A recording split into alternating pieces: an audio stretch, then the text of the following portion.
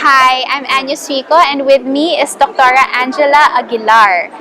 She's the Associate Professor for the Reproductive Endocrinology and Infertility section of the Department of Obstetrics and Gynecology at the University of the Philippines, Philippine General Hospital. She's also an active consultant at the Carmi Fertility Center in St. Luke's Medical Center, Global City, and the Public Relations Officer for the Philippine Society for Reproductive Endocrinology and Infertility, which is now the Philippine Society for Reproductive Medicine. Yes? Hello, Anne. Hello, Dr. Aguilar. Very, very glad to have you today.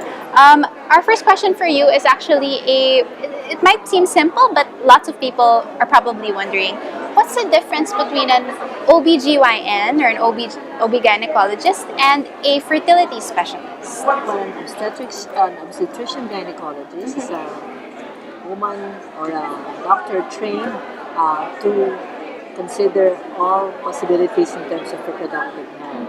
Okay, she can screen and treat simple cases, and she can provide contraception as well as assistance for fertility.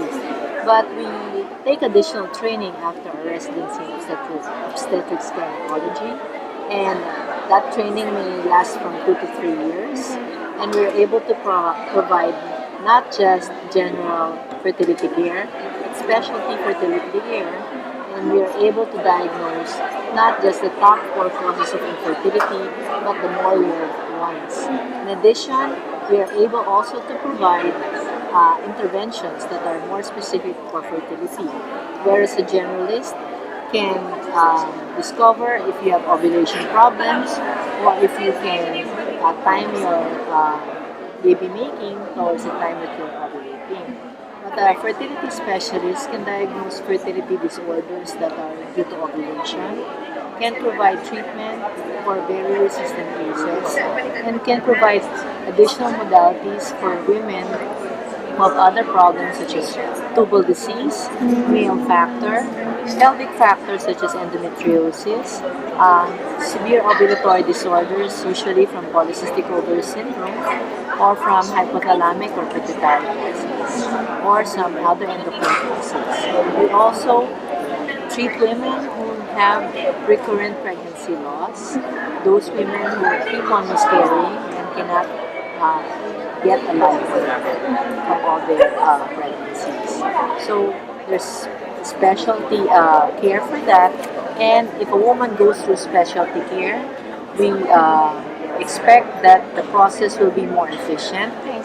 The woman can reach pregnancy or her pregnancy goals at a faster time, at a more cost-effective way, and will minimize interventions that may be unnecessary, invasive, or even expensive that may not really reach the conclusion that they need. So it's really about the focus and the training to be able to tell whether or not it's really an infertility case. Yes. I see. Okay. Thank you so much for explaining that to us. The audience sent in their questions, and this is the case that we'd like to ask you about.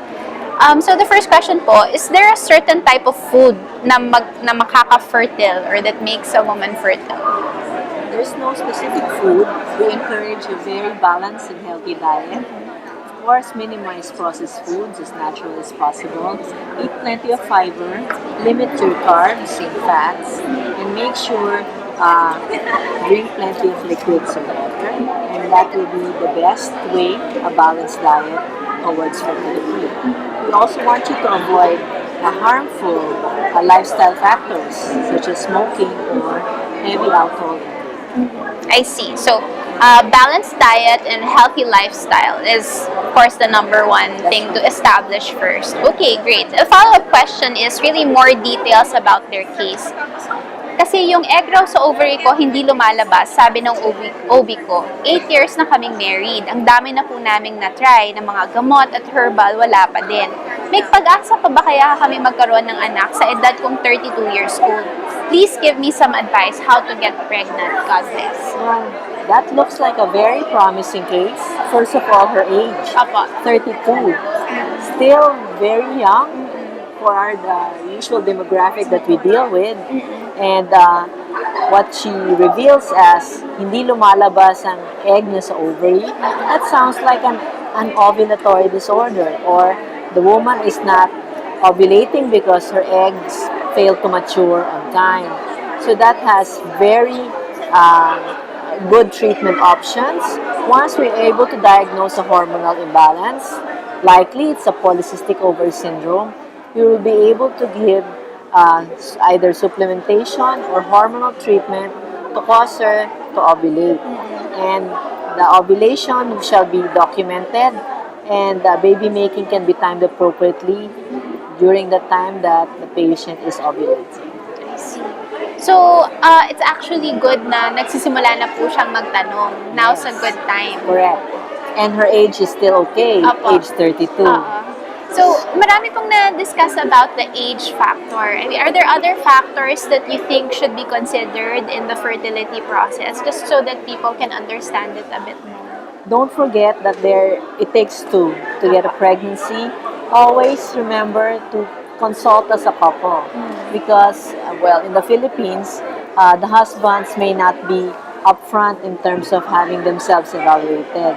So, ovulation disorders may comprise just 30 to 40%, but half of the problem, of course, may reside with the male factor.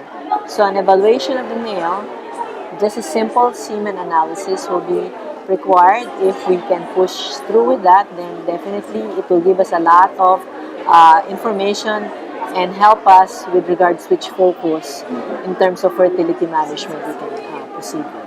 Okay, so always po as a couple, that's very helpful, Doc.